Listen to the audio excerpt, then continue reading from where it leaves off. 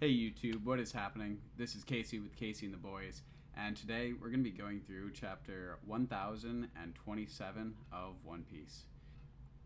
So, of course, we start off with the cover page, which is actually a picture of Roger running away from a lion that he drew a mustache and drew a face on with a Sharpie. And honestly, I actually really like this cover page because it's showing Roger doing something that we would expect Luffy to do. Just messing around, running away, kind of acting like a fool. And we see just a massive smile on his face, the same way that we expect or would expect Luffy to behave in this situation. Meanwhile, you've got Shanks and Buggy climbing a tree to escape the lion in the background. And there's also a bunch of nice little details. On the lion's arm, Roger wrote dog. So the lion woke up and saw that somebody wrote dog on him, and he's like, I'm not a dog, I'm a cat. And so he saw Roger and attacked him for it. And you know that Roger's going to get away, but he's going to tease Shanks and Buggy for climbing the tree. It looked like crying in the top of the tree. And everyone's going to leave. The lion is going to go be super annoyed, go get a drink at the watering hole, see his reflection, and realize that it's even worse. Realize that he's got the curly mustache drawn on him so that it fits Roger. And this is pretty great. Without further ado, let's dive into the chapter, which is called Danger Beyond Imagining. So we start off the chapter with Nekomamushi, Wanda, and Rabbit. Neko is standing over Parasparrow, and Rabbit is diving into him, giving him a hug. They're so happy that Parasparrow was taken down, and they have finally gotten their kind of revenge. But Neko is telling them and warning them to be careful. The moon's back out, and they might go into their Sulong form. So at this point, they've already fought in their Sulong forms. They've already taken injuries, and I think he's referring to what's been mentioned before, that if they go into their Sulong forms, they might lose control, and they might actually cause a lot of issues for the other allies if they were to kind of lose control and go on a rampage. After that, we actually flash to Yamato and Momo, who are looking at the sky, and we see the clash between Kaido and Luffy and their conquerors between them, so that they're not even touching during the clash. And we see Yamato looking in the air and comparing this to what she read in Odin's logbook about how when Roger and Whitebeard clashed, they split the sky. And so now we see that with Kaido and Luffy standing there face to face, the moon, the full moon shining brightly in the background, and the sky split above them. And we see Luffy is now at this level. He is at the level where his Conqueror's Haki changes the weather. He is at absolutely new heights and way beyond, I think, what we expected at the beginning of this arc. And now he is standing toe-to-toe 1v1 versus one of the Yonkos, which is amazing. So we then see that in the next panel that Onigashima is, parts of it are starting to collapse. Some of the ceilings are breaking down, and we are seeing real damage. Honestly, I think it's about time. We have had amazingly powerful people fighting, and people at a Yonko's strength, at Luffy's strength,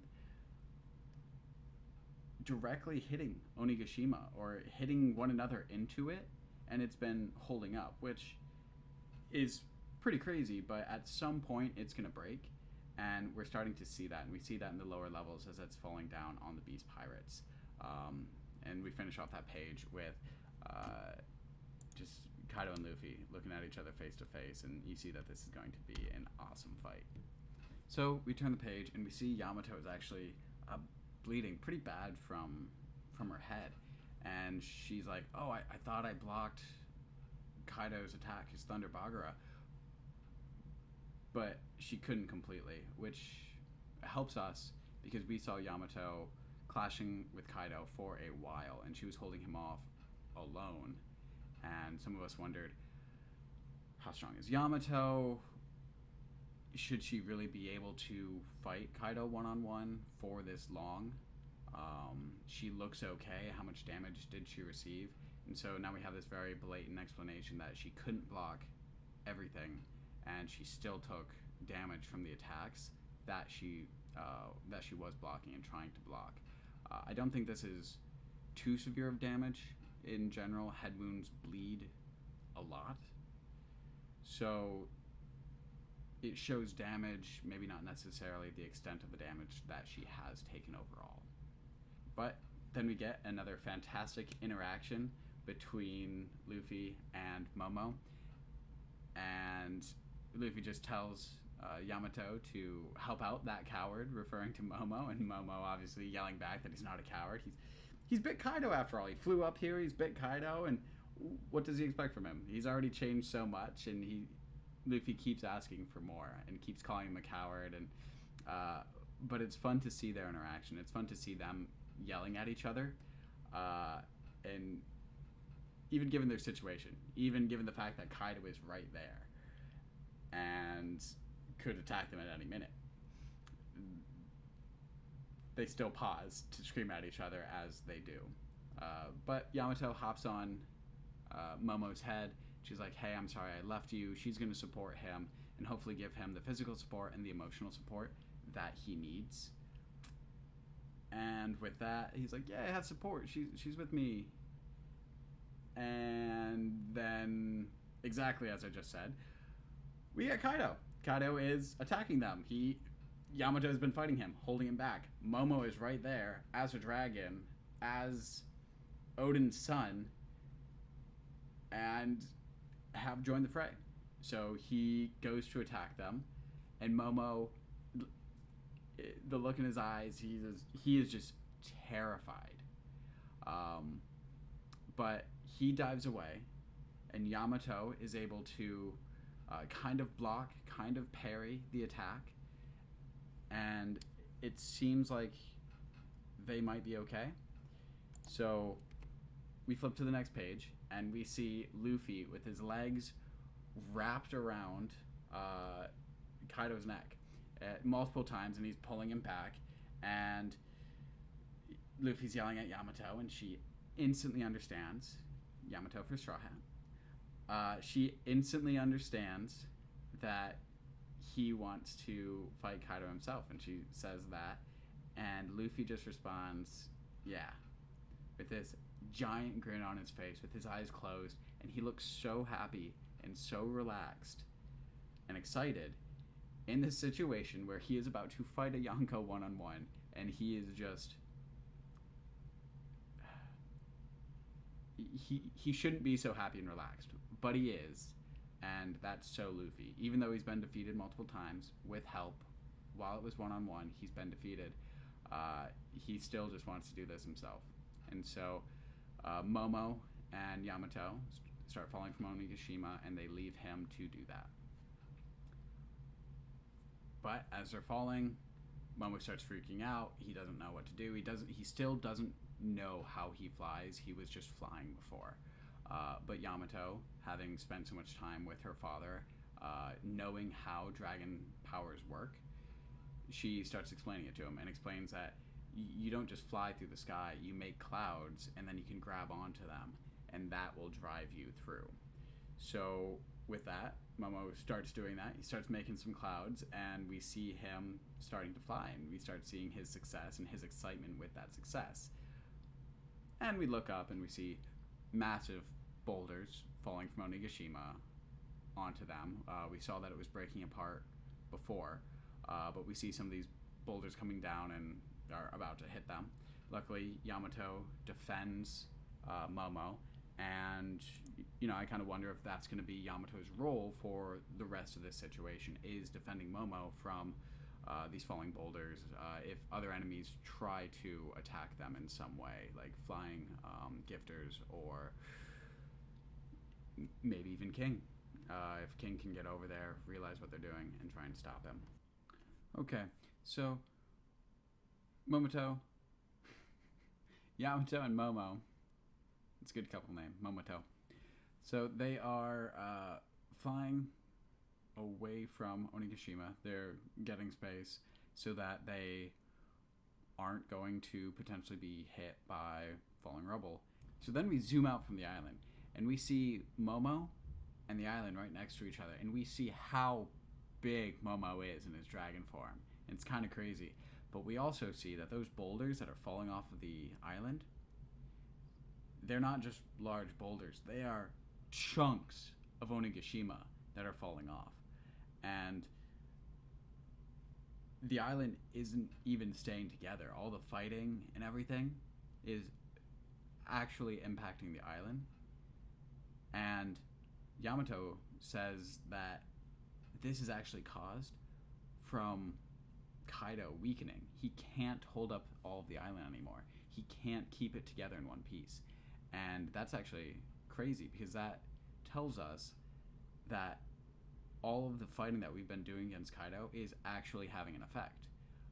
He is taking damage and he is weakening.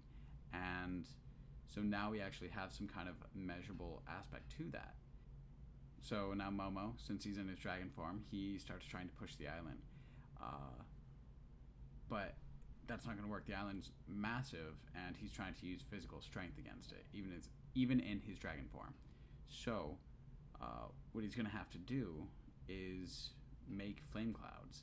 And between the conversation with Yamato and Momo, she kind of explains to him that he has to make flame clouds strong enough to push back against Kaido, and so they'll have to be stronger than how strong Kaido currently is. I don't actually think this is the case. I think most of Kaido's strength is going into holding up the island. So if Momo pushes it backwards, he should be able to actually move the island away from the flower capital without having clouds that are stronger than Kaido's. But if the island drops, that's different. So, of course, Momo starts doubting himself. He can't physically push the island. He doesn't have Kaido's strength. And Yamato kind of paints a picture for us and kind of points out what Oda alluded to last chapter as the island's breaking apart. And she's saying, even if it settles down and lands on the flower capital and it doesn't just drop, the damage will be awful. But if Kaido's defeated and the island drops, it's going to be a completely different story. And we're not just going to have all of Onigashima falling out of the sky onto the flower capital. But she points out that we're also going to have all the weapons and ammunition and everything that's been stored in Onigashima. And that's going to basically make the entire island like a massive bomb dropping down. And so it would just destroy absolutely everything around. So realizing that if Kaido's defeated and it's going to drop, Momo mentions, we need to tell Luffy. We need to stop him from beating Kaido, or make it so he has to beat him in the right time. And thankfully we have Yamato to hit him in the head and remind Momo and us that it's going to take everything Luffy has to fight Kaido. He can't hold back, and if he does, he's done. Then we flash back over to Luffy, panel of Luffy and Kaido fighting as they say that, and we see everyone in the flower capital celebrating, not knowing what kind of doom might lie in store for them. The chapter actually really starts to pick up, and it's really cool. So we start seeing Zoro and King fighting each other, and King is just letting attacks fly all over the place. He's attacking beast pirates and samurai alike, and we see an attack that Zoro blocks knock him all the way out of the hall they're fighting in, down the hall, and into Frankie's large mechanical hands, and he catches him like an umpire. And we get a flash of King in his hybrid form with these massive bent wings, and you can tell that he's using them to do these massive slicing attacks that are causing so much devastation all over the hall. So Frankie's got Zoro in his hand, and he's holding him in his arms. It's very sweet, kind of a romantic moment between the two. And Frankie checks and sees if he needs help, and Zoro's like, "No, I'm good."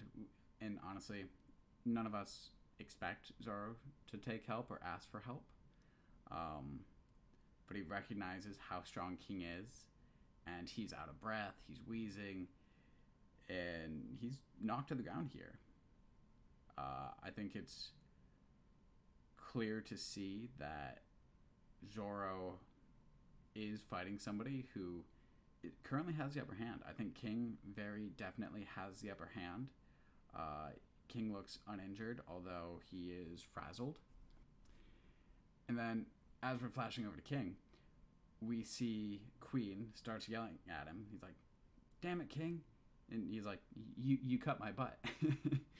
But King, instead of being sorry, is actually upset. He says, "I wish I'd sliced your neck."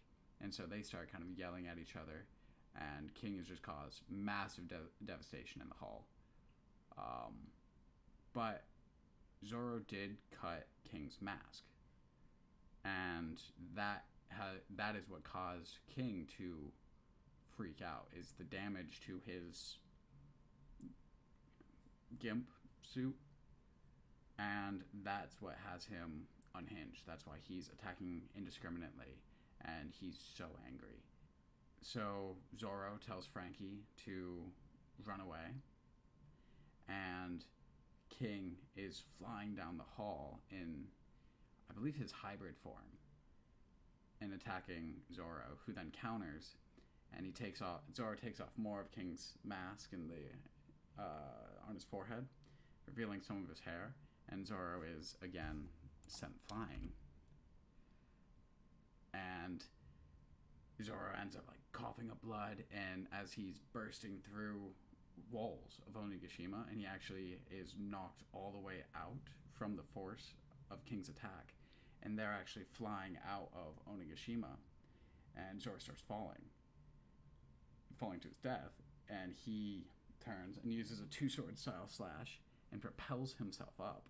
So apparently Zoro can now fly by swinging his swords, but gets back on Onigashima and gets his footing. And this is right at the end of the chapter, and this is awesome, because Zoro looks at King and he says, "At least let me die by the sword. Show a little respect." And he looks tired. He's got fatigue lines on his face. He's stressed. You can see his veins popping in his neck. He is absolutely exhausted. And King looks at him with the broken mask kind of revealing his hair and part of his face, and he says, "I'd ask you the same." And on some level,